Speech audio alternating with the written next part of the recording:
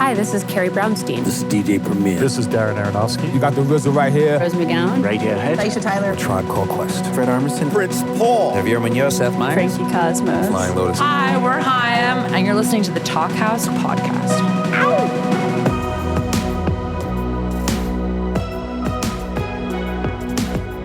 Hello and welcome to the Talkhouse Podcast. I'm Josh Modell. I hope you've been enjoying the last few weeks of our feed as we've been throwing some new shows your way. If you haven't checked out Summer Album, Winter Album yet, please do, and look out for new episodes of Nobody's Ever Asked Me That, featuring my esteemed colleague Nick Dawson in the coming months. Today's episode of the Talkhouse Podcast features a pair of incredible songwriters in a lovely chat about the thing they love to do the most, make music. We've got Benmont Tench and Taylor Goldsmith. Tench, in case you don't recognize the name, is a founding member of Tom Petty and the Heartbreakers and a guy who helped shape rock music for decades with the distinctive sound and feel of his piano, organ, and much more. Tench made music with Petty from the time they were 11 years old until Petty's death in 2017, but he's also contributed to songs and albums by a dizzying array of other artists, from Roy Orbison to Fiona Apple to U2. As you'll hear in this conversation, Tench is always playing music because he loves it so damn much. He recently released his second ever solo album, The Melancholy Season, and it includes some playing from his friend Taylor Goldsmith. Check out a little bit of the title track from The Melancholy Season right here. You turn away within yourself, a place forbidden to me. I'm jealous of the air you breathe. Now, Taylor Goldsmith is best known as the singer of the band Dawes, whose Laurel Canyon-inspired folk rock has been caressing our ears for the past 15 years or so. Dawes has gone through some personnel changes in the past couple of years, pairing back to Goldsmith and his brother Griffin, and releasing a new album, the fittingly titled Oh Brother, just last year. Both Goldsmith brothers were hit hard by the Los Angeles fires, losing their homes and the majority of their beloved instruments. But Goldsmith, as you'll hear, is taking it in stride. In this conversation, Tench and Goldsmith talk about, again, their love of music. Tench even recalls telling his daughter that he loves her more than he loves music, the highest compliment he can pay. Both of these guys are pretty recent fathers, too, which comes up, and of course, they can't get around talking about the genius of Tom Petty and the accidental genius of Heartbreakers guitarist Mike Campbell's shirt. Listen and you'll understand. Enjoy.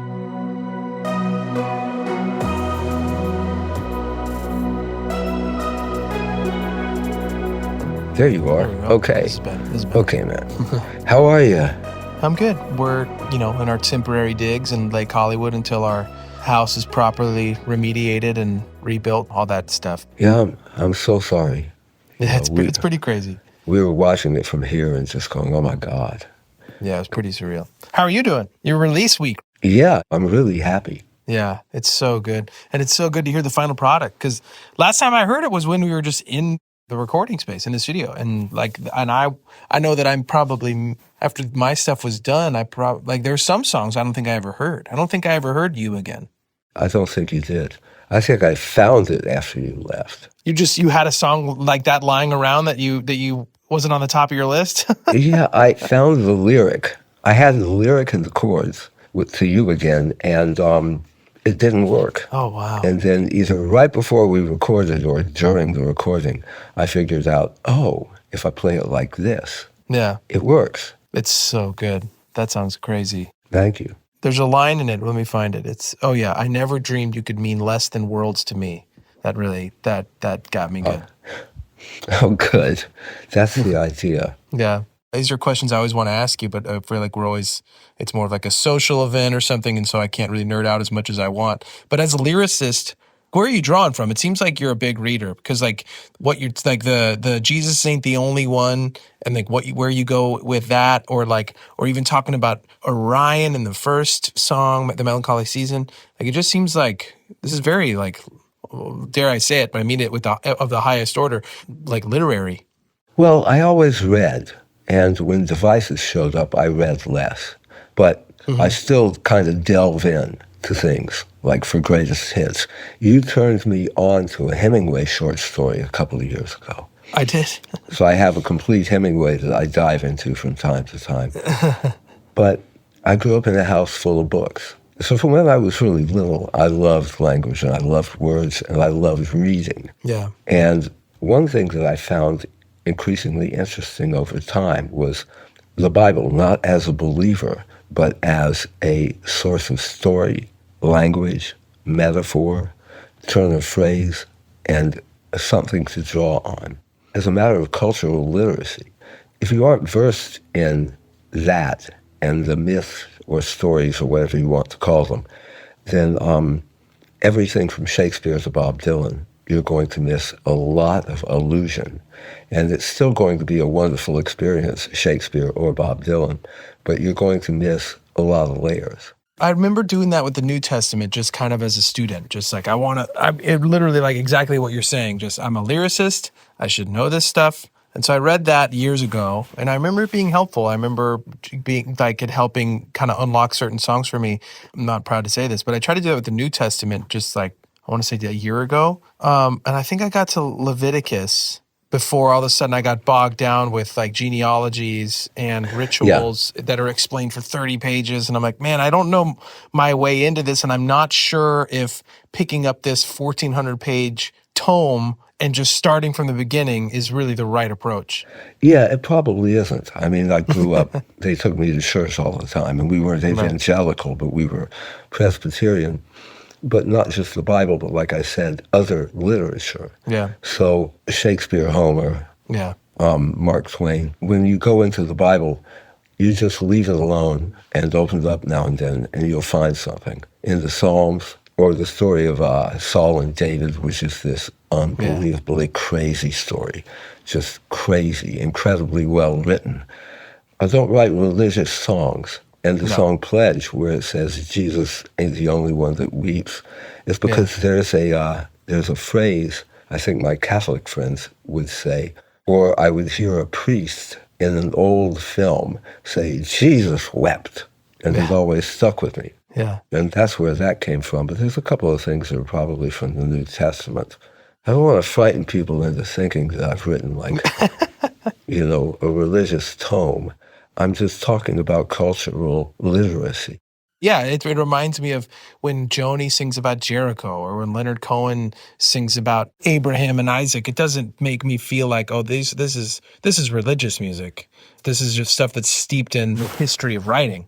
It's very human music. And the reference to Orion was simply the constellation Orion in the sky showing up over my house at certain times of the year. Yeah. And I'd say, hi there, how are you? Good to see you, Have you played any shows?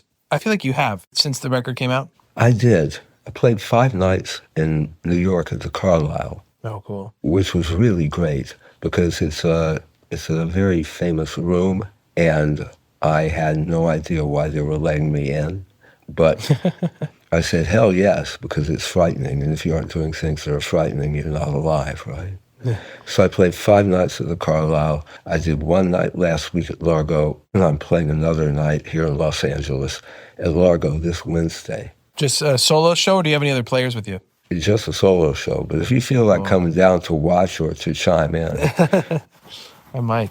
You played a solo on a song on the record called Like Crystal. Yeah. That is so exquisite that I learned it.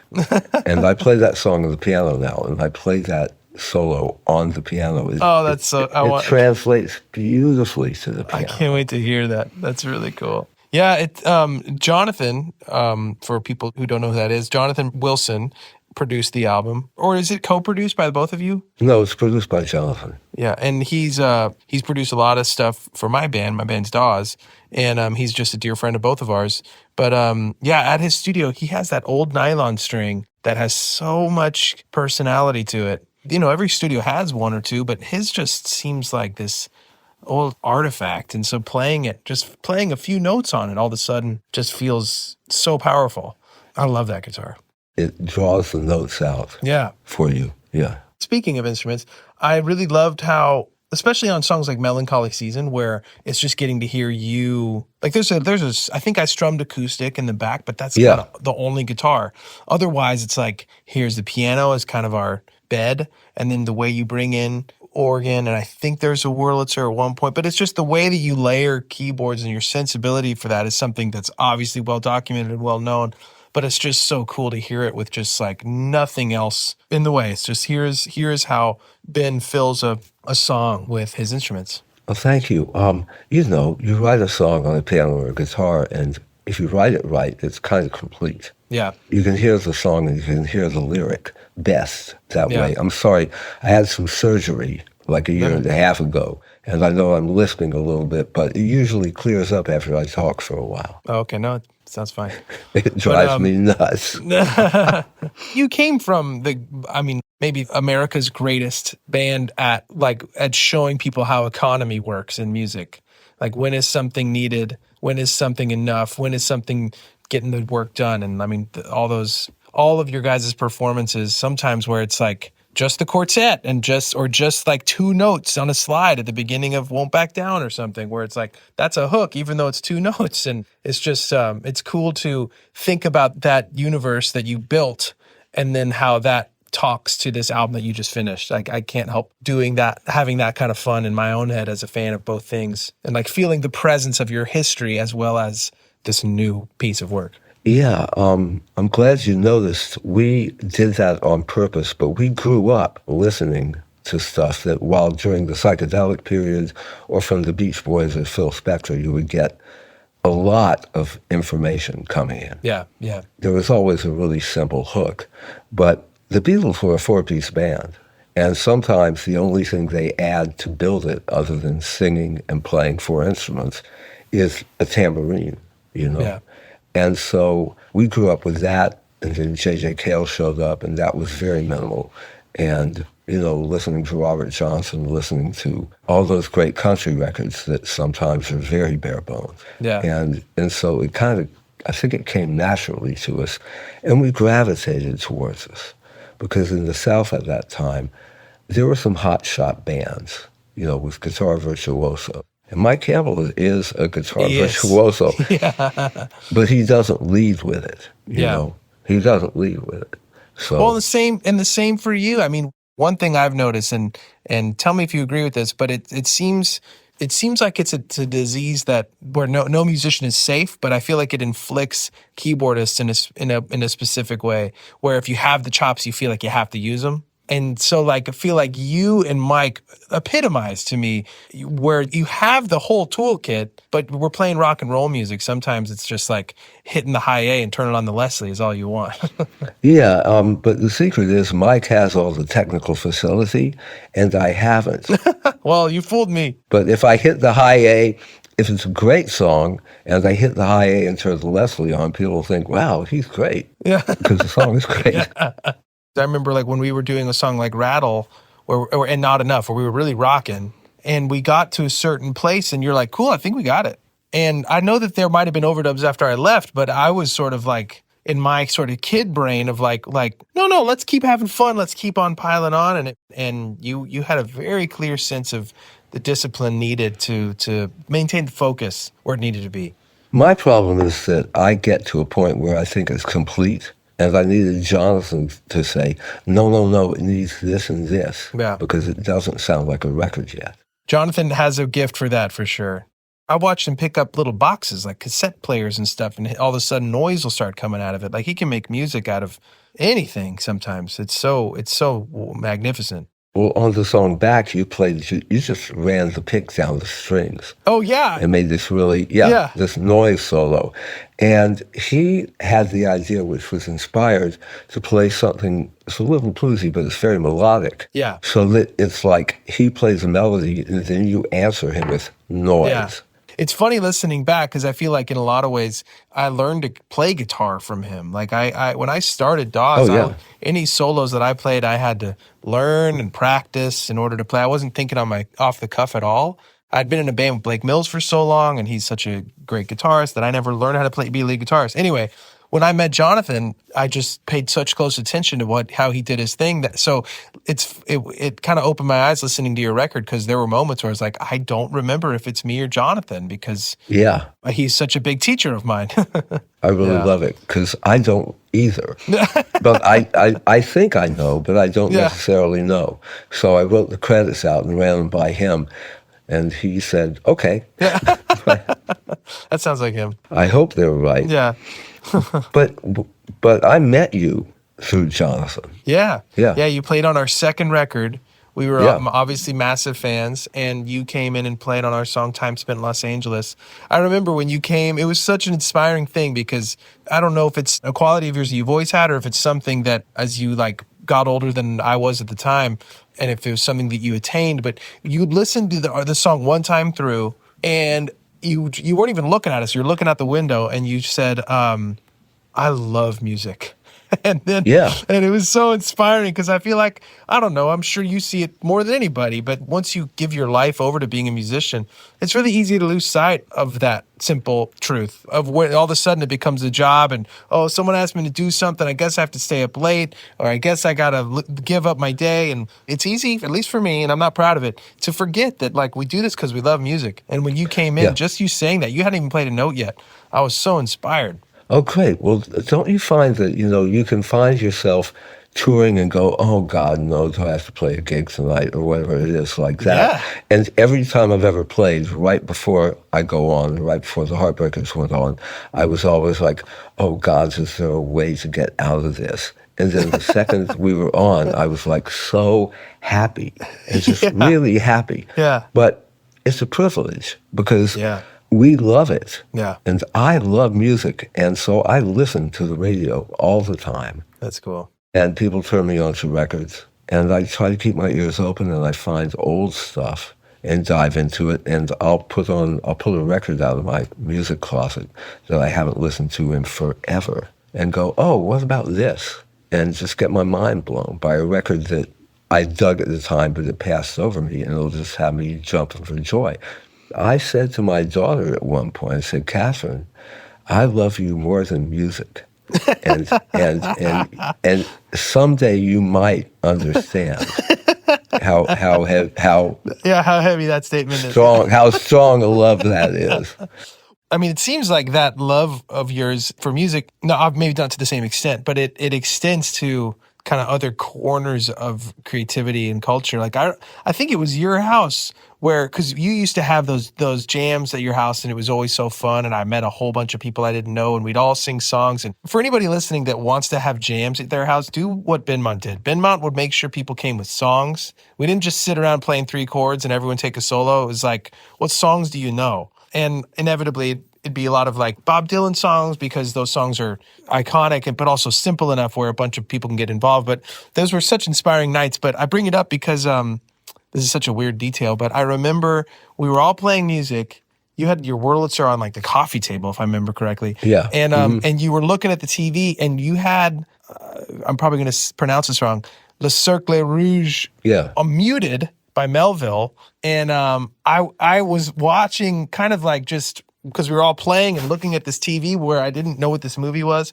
And then I did the deep dive with Melville's films. He became one of my favorite filmmakers, Le Samurai and all of it. But it was always something like, I don't know, you don't always find musicians that are interested in the other mediums in the way that I feel like you are. Well, it's a matter of being hungry. Yeah. Right? Like I'm hungry for music. I'm hungry for a good film. And I'm hungry for a museum. And the thing that happened to the music nights was I got married and I had a child. Yeah. And there was a pandemic. So, especially the child meant, well, I can't fill the house with people playing until 2 a.m. Yeah, fair enough. I used to just call people up and say, come over, it's a warm day, let's go swimming. And what happened was, like, a bunch of them were musicians, a bunch of them weren't. Sean and Sarah Watkins, folks like that. And the weather got colder, and it was too cold to swim, even with a heated pool. So the musicians showed up with instruments, and it just shifted to kind of a music-focused thing. Yeah. And I loved it, but I didn't do anything on purpose. I just got lucky that my friends are so gifted and know a million songs. I mean, you would come in with a song I didn't even know. Like, Warren Zevon way deeper than I do. Yeah, like, yeah. Way deeper. I remember seeing it at your house, yeah. Deeper than anybody other than Jackson. Yeah. And so if you got a bunch of musicians and you get some food to eat around, and then people are just going to say, have you heard this one?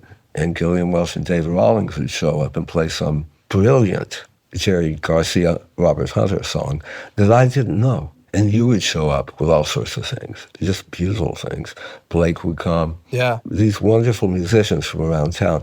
And I think art breeds art, right? So I'm not some intellectual, like, analyze every line you see in a drawing or every word you hear in a song, but it feeds me. And one thing since having a child is that I don't have the opportunity to just stuff myself with films. I mean, yeah, that's something that I can really relate to. I've always been the same way with reading films and music. And yeah, when the kids came, it's like, oh man, good thing you're more fun than the movies, because I do miss the movies. And Exactly. But don't you find that does it? I'm certain, because you're very literate. You read a lot. So I'm certain that when you write, a lot of stuff comes into it. I've eaten my veggies and read a lot of the classics and stuff. But yeah, anytime, especially the Bible, there's a part of me that's like, I have homework to do still. But yeah, I'm always reading. I always felt like input dictates output, at least for me. I know some writers aren't like that. I know that, like, Blake, if he was sitting here, he'd say the same thing. He was never a big reader. I know Neil Young famously would say he just didn't really read. I don't know if Tom was a reader or not. So it's not a prerequisite, but like there are writers where you could just kind of tell that it is a part of the diet, like Dylan and Joni and Leonard or Jackson or Zevon. Like there's something where it's like this writer sounds like a reader, and I guess it's hard to quantify that beyond just kind of like the sense, because it's not like Dylan's songs are better than Neil's or vice versa. They're just coming from different places. They come from different places, but I don't know. It is not necessary to be a reader. I heard a nice anecdote. I don't remember who was talking. They may have been an actor or a screenwriter or some kind of writer. And they were speaking to somebody who knew their shit, who they admired and looked up to. Mm-hmm. And they were like, I just feel like I've dried up. I've hit a wall. I can't do this. And the other person looked at them and said, then go live some more. So as much as or more than reading, it's lived experience. And reading is part of that. Absolutely. That actually brings me back to the album of yours, because I think about this a lot as exactly what you're just talking about as a writer, where right now my lived experience is taking care of 3 babies. It's loving my wife. For lack of a better term, it's a fairly domestic existence, but it's a very rich one. It's a very beautiful one. Yeah. But with your songs, like Under the Starlight or If She Knew, like there's a way you found a way seemingly to go out and live more life, to heed that advice, but also within this world that you and I are both kind of inhabiting right now of this domesticity, that's frankly, I mean, if I could like be blunt about it, frankly, isn't always as lyrical of a world as longing and romance and travel and that kind of thing that we used to write about. And you have threaded this needle so well, because these songs are so rich and they're so good, but they wouldn't make someone say like, oh, these are a bunch of dad songs. Because we both know what that is. Yeah, they aren't dad songs, because most of them were written before Catherine was born. Oh, okay. Or they were on their way to being written. Mm-hmm. But still, one thing that does this to me is to be in a really close relationship. Yeah. Right. Like I met my wife and we just fell. And we got married pretty quickly. But we dove into the deep end. And that is a crucible, right? Yeah. That is it's trial by fire. And you've come up against every emotion that you have when you're in that and you're committed and you're deadly serious about it. Yeah. And you come up with a whole lot of fun, a whole lot of joy, a whole lot of love and romance and everything you got.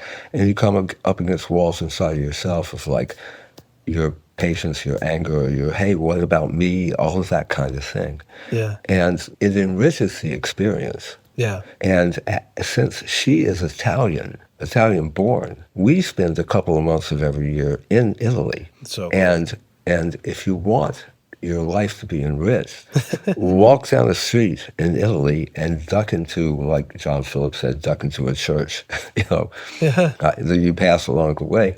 There will be a masterpiece by somebody that nobody ever heard of or cared about. And it'll be on the right-hand wall. And you'll just be transfixed and your mind will be blown. Or you can notice the light. You just look at the light in these towns. And it's like if you're in Amsterdam or Delft, you look at it and you go, well, no wonder these Dutch painters painted like that. It's the light. And if you're in Florence, it's the light. So no wonder.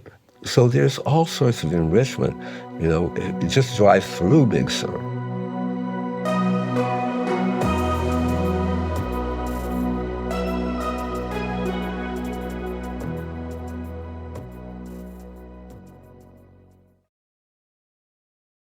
I wanted to ask you about a song here. So that song, St. Augustine at Night. Oh, yeah. I love that song. Thank you. It's really beautiful. Did that come about a certain way, or is it like usually I'm just like, I don't really talk much about specifics of where things come from because I feel like that's the job of the song? We have family out there. And, I had to, for the sake of the drama, I had to kind of turn up the dial on some of the realities that they were all experiencing. But it's exactly what you're describing. Like through tours, there were several tours. I don't know why. It was almost like this accident where we would be passing in or around St. Augustine at the beginning of 3 or 4 days off, which never happened on tour. And then we'd have to get in the bus or the van and then go and do the next leg or something. And this was back before kids. So we would just stay in St. Augustine. And we'd see our family and get a sense of like what their lives are and truly how different it was from anything that I'd ever experienced. So that definitely, I remember that being such an easy song to write, really, because of that inspiration that you're talking about, of just being in a place that felt so foreign, but also had such its own like laws of the universe of how it functioned and such a specific nature to it. I love when songs come easy. I always second guess them when they do, because I always feel like, wait, I didn't bleed over this one.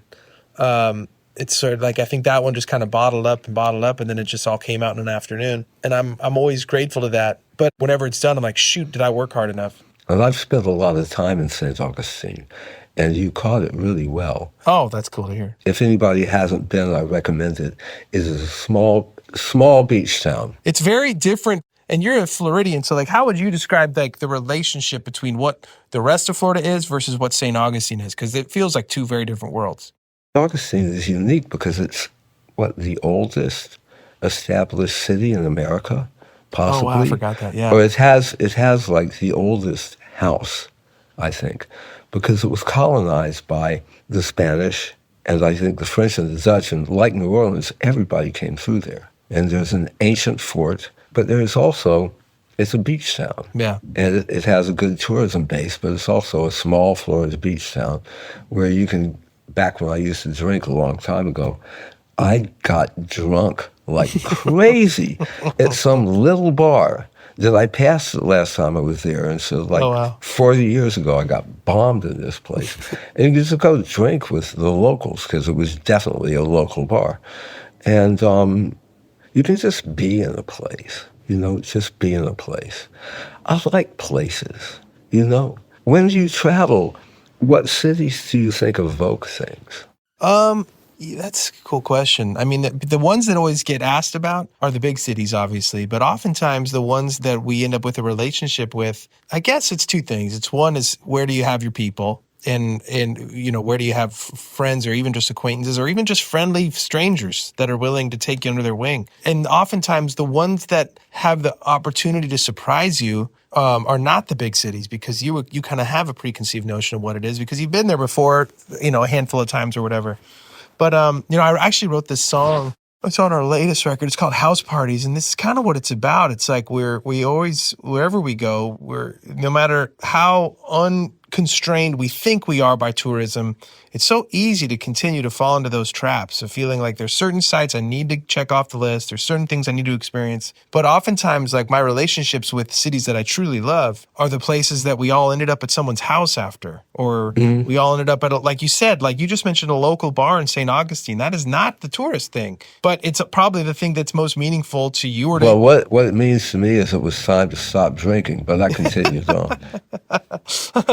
Whenever there's someone or some reason that can kind of bring you into like the local experience. That's always the thing that just like, that's the thing that keeps me wanting to travel as a musician and otherwise, because it's not the hotel, it's not the restaurant, it's the walk down the street late at night and someone being kind enough to chat or something. Like it's always those very intimate experiences that make you feel like, now I'm this town is letting me get to know it. Yeah. And it's funny, it's a muscle that has had to be worked for me, because I don't know. Like when I signed up to be a musician, when I was 2 years old or whatever, it just was. I was one of those guys where it was just going to be the case. Is what my dad did. I was just going to do it. But I don't know why it didn't occur to me. But as I was learning to write, learning to sing, learning to play, I didn't realize what a big part of the job just being a troubadour is in every sense of that term. You're traveling as much as you're playing music, and if you can't fall in love with that, then it's not going to work.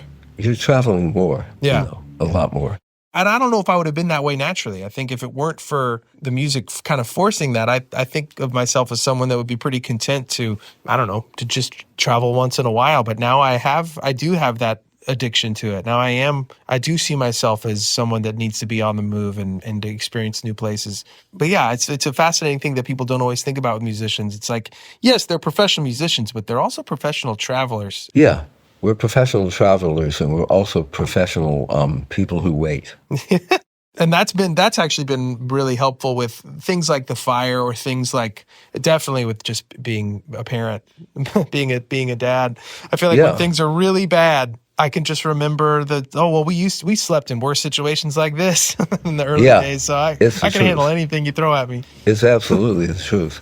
I went to college in New Orleans, and I had local friends, and their band would be playing at a fishing shack or something, or a bar in a shack at the end of a pier on Lake Pontchartrain. And, that is not the tourist thing that you're going to do. And the girlfriend leaning over the drummer who had too much to drink and fell backwards off of his stool. Yeah. You get up right now. All that wonderful stuff. Yeah. And it's going to seep into you more like that. A certain thing is, but still, I've gone to New York City since 1976. And while I found it intimidating for a long time, I find it endlessly interesting. You just head out the door and walk. Head out the door and walk, and you will not be bored. When you pay those high rents of New York, you're not paying for the little apartment. You're paying for access. You're paying for an opportunity to get out the door and walk, and within minutes be somewhere deeply exciting or enriching or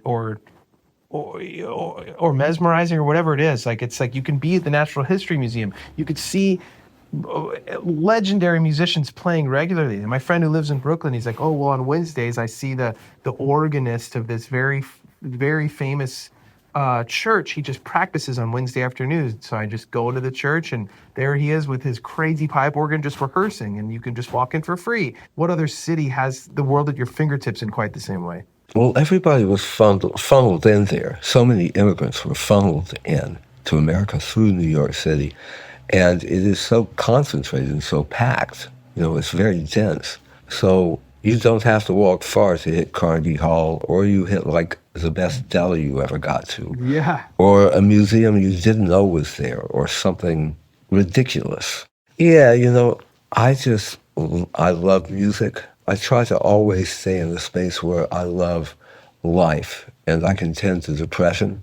And people will say, well, if you're being tortured and you're depressed and everything, it's a wellspring to draw songs from. Maybe, but when you're depressed, you're too depressed to write a song. Right. And if you do, it's just going to be for me, it's just going to be, I'm moaning here. Right. But everything is a lived experience, like everything. And I did not know this until recently, that you can draw from everything. I got stuck with the Heartbreakers on a song, and it was a tour where I'd been hitting the museums in every town, and I was paying a lot of attention to impressionists. And I remember I was like, well, what am I going to do in Good to Be King? Because there was always a really long solo section. It was like, I love that part. But after that, when it goes into these guitar solos or whatever, I, and Mike as well, we like to change it up. We like to find, like, what can we do instead within the framework of the song and hit the important spots, but change it up. And so I was thinking, maybe I can, instead of playing whatever I'm playing, find a rhythm. Like, find a rhythm pattern to play. I looked like not far across the stage, because Mike's always right next to me with the Heartbreakers. And he had this shirt with this fantastic pattern.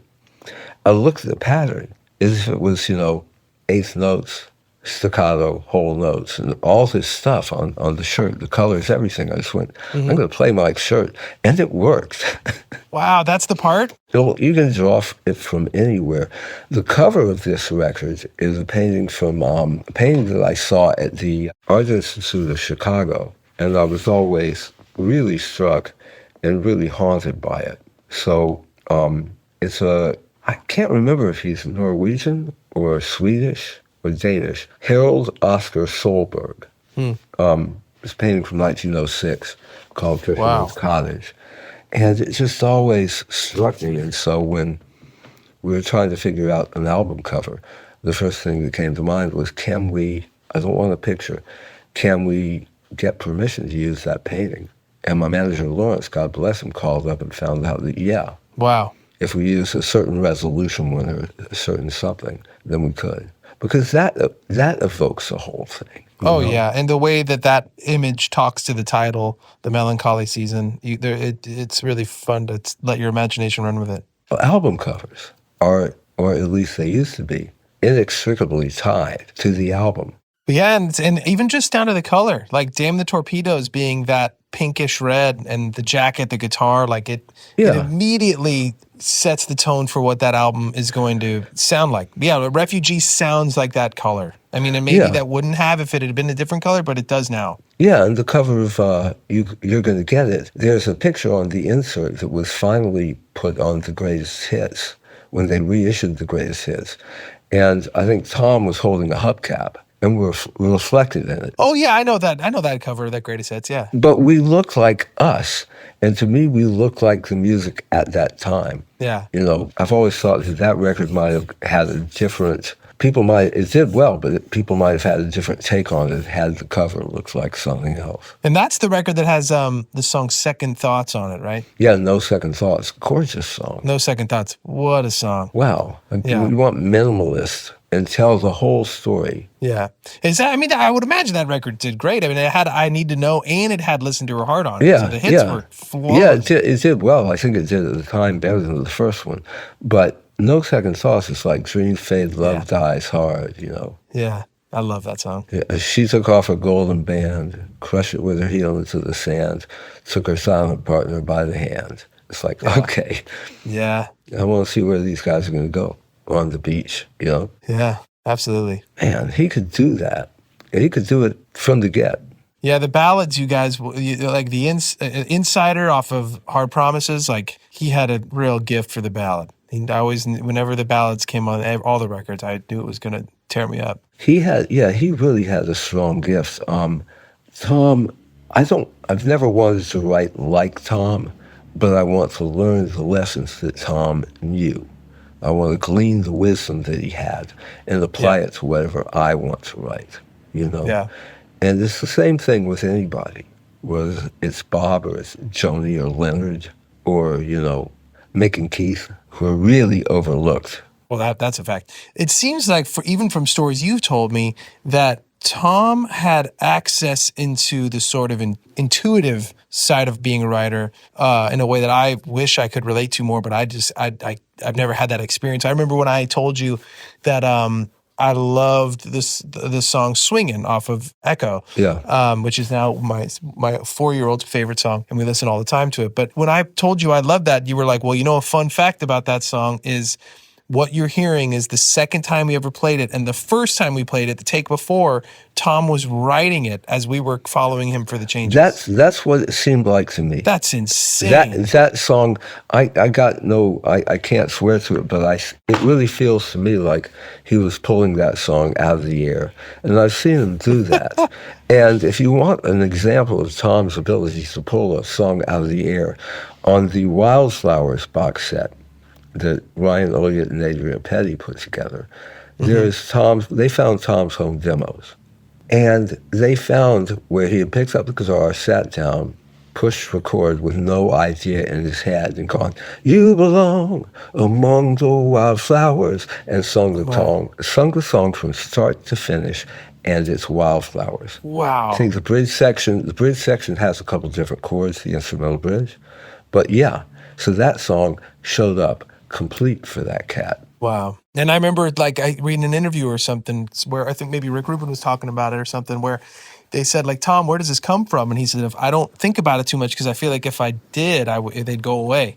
So he just seemed to really trust the muses in a way that I really admire. Well, he lived and he observed and he did read, but he also had deep knowledge of film, especially American film. Like at one point they wanted him to be on Turner Classic Movies, on one of those bumpers, like a thing that's like a couple of minutes long, and it's somebody talking about a film or a director, and at the end it says, you know, like, "I'm, you know, Jack Nicholson for TCM," or whatever. Right. They wanted Tom to do one of those because they knew this about him. And he told me, he said no, because he watched it so much.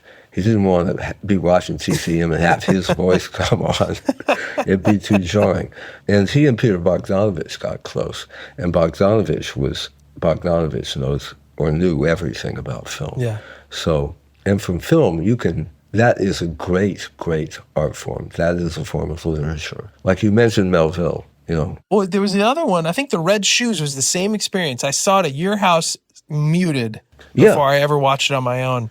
And so you hipped me to a lot of those directors that people could go find on that Criterion Collection now.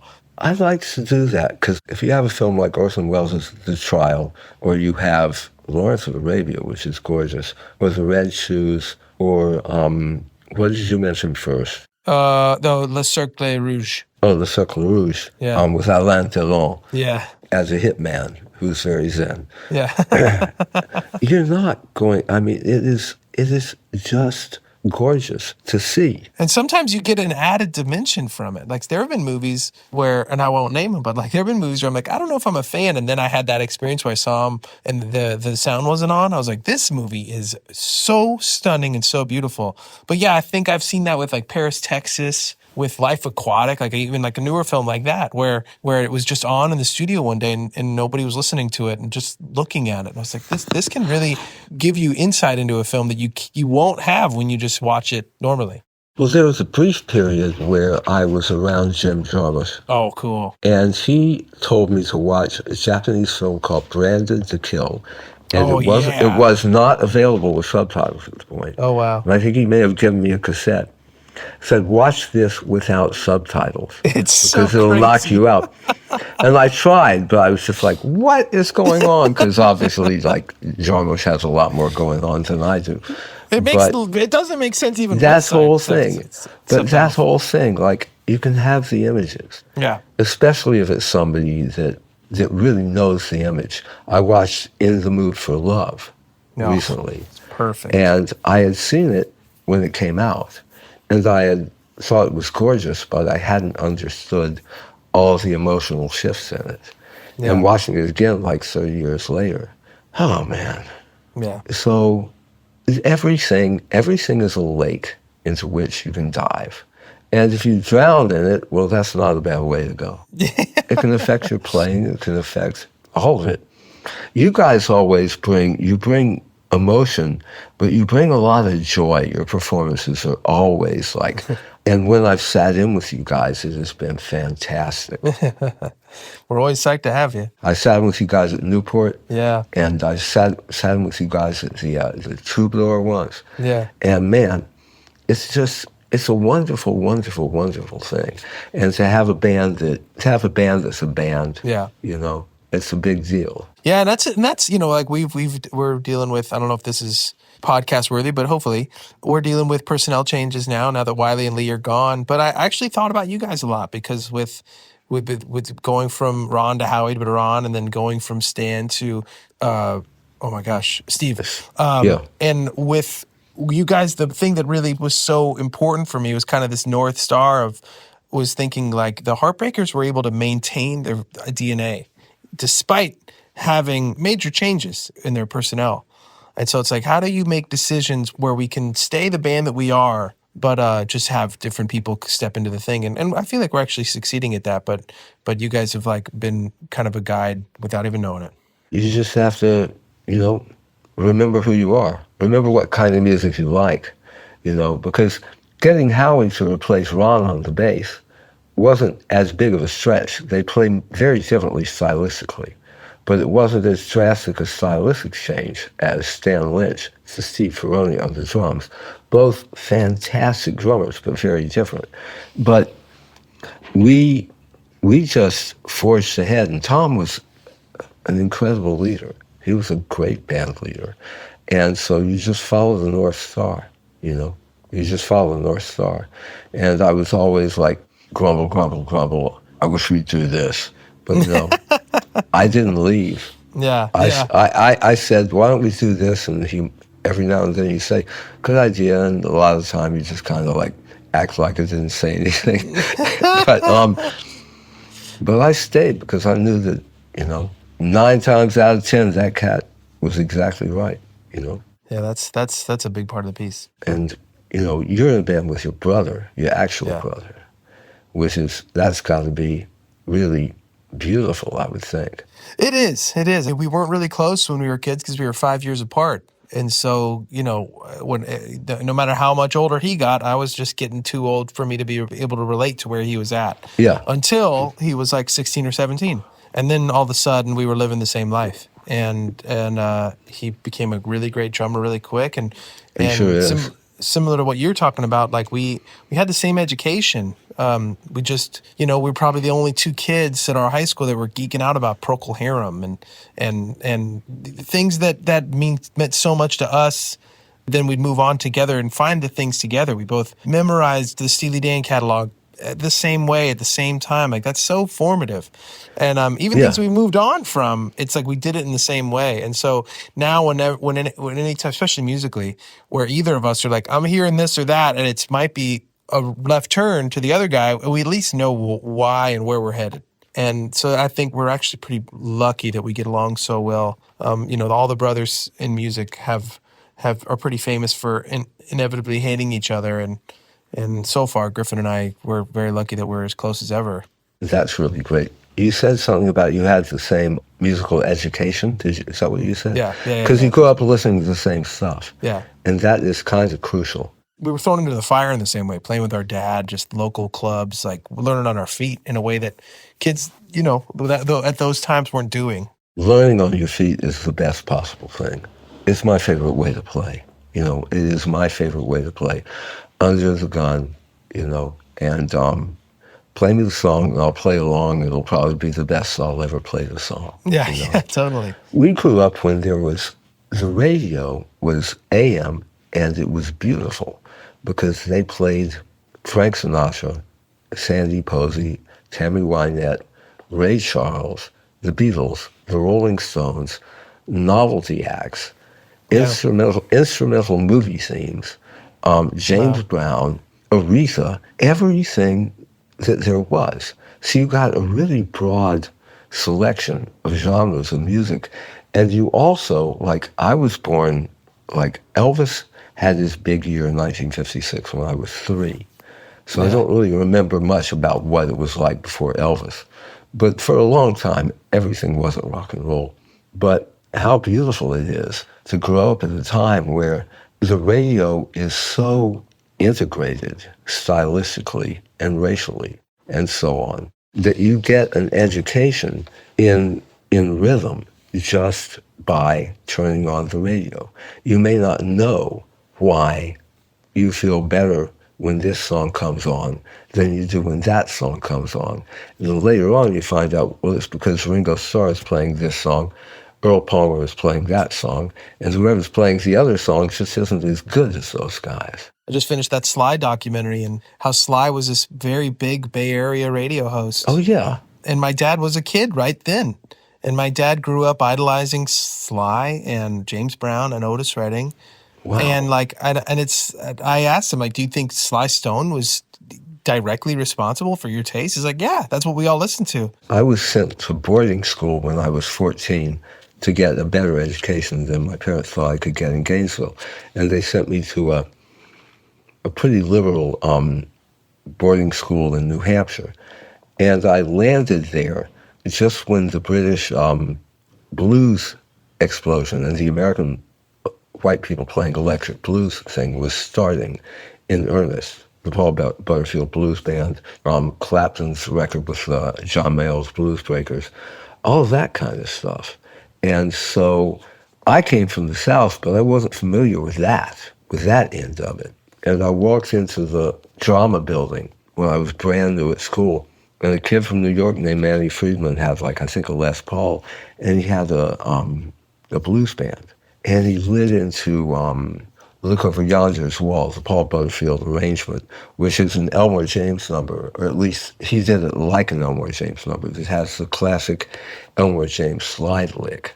And I was so excited. I asked this older kid, what on earth was that?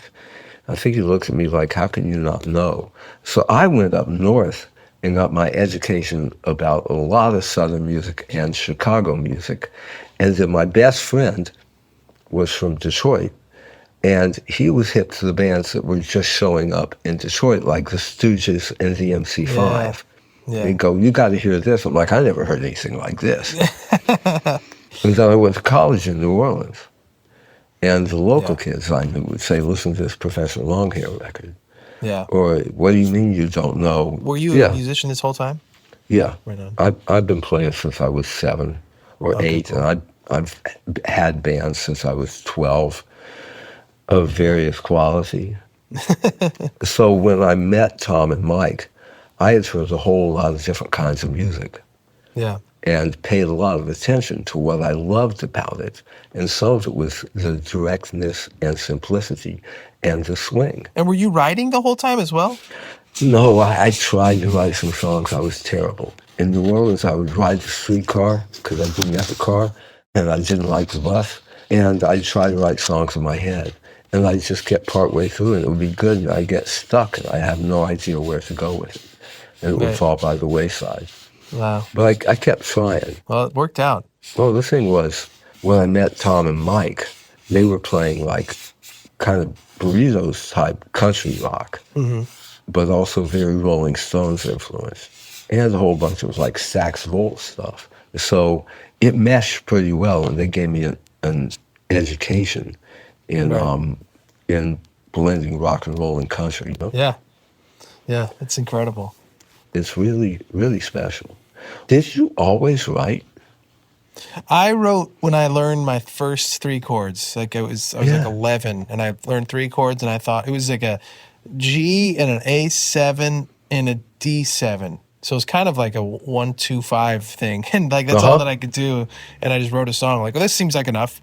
And so I was always writing. It was awful, obviously. It was 12. It was just about crushes on girls in the schoolyard. But then and then I fell in love with all the bad bands that were going on at that time, and just like alternative rock of the mid '90s. And then I didn't really get it with Blake. When Blake and I, we were kind of discovering it all together. He was much cooler than I was, so he was like, this is Blake Mills again. He knew Van Halen and all this like really like heavy stuff, and I didn't. But we fell in love with each other and wanted to be in a band together, and so we just kind of discovered it all together. And for a long time, we were very obsessed with just who could flex their muscles the biggest. It was like Steely Dan and Queen and Dave Brubeck, or anything that felt just like, what is sheer excellence as like a musician. Yeah. I love Steely Dan songs and Queen songs, but I wasn't listening to them. I was listening to the singing and the playing and the chords. And then it was when we met Tony Berg, who you know, and he was like, you need to understand why David Bowie is David Bowie. You need to understand why the Stones are the Stones. And I just was like, at first I was like, no, I don't. I like it when it's clean and tight and crazy. But then with his help, really understanding why Bowie, why the Kinks are the Kinks, and why Neil is Neil. And I learned so much in that period. I must have been 18 at that point, and that's when Blonde on Blonde was unlocked for me, and therefore all of Dylan. But it took me certain moments like that for those worlds to open up, because I think especially with my dad, who was such an R&B guy, everything was really chops based. And once I understood Dylan and the Dead and Leonard Cohen and as a writer, then it didn't matter if they were singing every chord in tune or if they were landing every line of a solo. It was like that's not what this is about. This is about something else. And that's when I sort of saw my path. Like, oh, this is where I'm meant to go down. Well, the point is to communicate the point of the song, but you like being the lyricist, right? Oh yeah, it's my favorite. If it weren't for that, I don't know if I'd do this. Yeah. And I think it was very much a traditional, I think that's when I really got a sense of how the country guys did it, how Hank Williams and Christopherson and how these, I got a thrill from using these kind of architectures and how do I bend and break when needed, but also how do I obey the rules when needed. I got a real thrill out of really understanding, I wouldn't call it traditional songwriting. My songs don't sound traditional, but just learning the traditional structures and then playing within that rather than just, here's chorus, verse all the time. I think it's really important to know how it works, even if you only know intuitively how it works. I've never done a lot of drugs, but with a guide, I did the heroic dose of psilocybin and MDMA with sitting there with a therapist, and it was amazing and for all sorts of personal reasons. But one takeaway that I wasn't expecting was this very deep understanding of, or I shouldn't say understanding, but a real resonance with the psychedelic lyric writing of John Lennon's. All of a sudden, I wasn't even listening to him during that whole experience, but within hours of coming out of it, all of a sudden, Strawberry Fields Forever, Tomorrow Never Knows, Glass Onion, Across the Universe especially, I just felt like, whoa, what just happened to me is something that John Lennon, of all people on this planet, has articulated better than anything else I could ever point to. And I guess everyone already knew that because I was the last guy to do drugs. But I never it was a real psychedelics. eye-opening for me. I never What? took psychedelics. Oh, you didn't? No, but I did lots of drugs. Yeah. But there's a sound too. Yeah. Right? I was talking to somebody just yesterday, I think. When the psychedelic era came in, the guitar sound on Revolver, it's drastic. The sound in general. And yes, they changed engineers from Norman Smith to Jeff Emmerich, and Norman Smith is a brilliant engineer. You just listen to Rubber Soul, and it's like, whoa. Yeah. But the sound that came in on Revolver is really, it sounds other. Yeah. They always sounded other in their songwriting, their singing, all of that. But there's something about, Taxman comes on, just the backbeat on the guitar is so mean and right up front and in your face. Yeah. And I associate that with that era, not just for them, but also I think for several bands, but they did it better. Yeah. I mean, them with the Stones, I mean, in a lot of ways, they invented the sport that we all have been learning ever since. Yeah. And in that one respect, what it means to be a band. I mean, Dylan did in his ways, Velvet Underground did in their ways. I mean, there's a lot of people that wrote how this works. But the Beatles, more than anybody, is just this gold standard for a reason.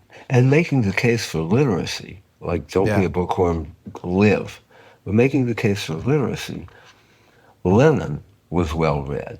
Yeah. But McCartney, because he didn't get married and move to the suburbs, he was the one going and talking to William Burroughs and hanging out with folks like that. And you don't really see it in his writing. But then you get a cat who would write, really silly lyrics, good ones, but really silly. And then he comes up with For No One. Yeah, it's so good. It is breathtaking. It's breathtaking in the way he tells the story and hits the emotional points. Yeah. But they're an art band, but they're also a soul band and a heart and gut band and everything you could name. So the artistic information that they had never takes precedent over the direct punch. That's a good way to put it. I'm just looking at the clock, and I realize I have to leave to pick up my kid at his school. It has been really great to just gather on and on with you. Yeah, same. Really great. I always love it. It's great to see your face, even over this, even in 2D. Yeah. Hopefully we're hanging soon. Yes, I hope so. I want to see you soon. And love from Andy and the kids and everything. And same to you and Alice and Catherine. Okay, man. Thanks for listening to the Talkhouse Podcast, and thanks to Benmont Tench and Taylor Goldsmith for chatting. If you like what you heard, check out all the great stuff at talkhouse.com and in the Talkhouse Podcast Network. This episode was produced by Myron Kaplan, and the Talkhouse theme is composed and performed by The Range. See you next time.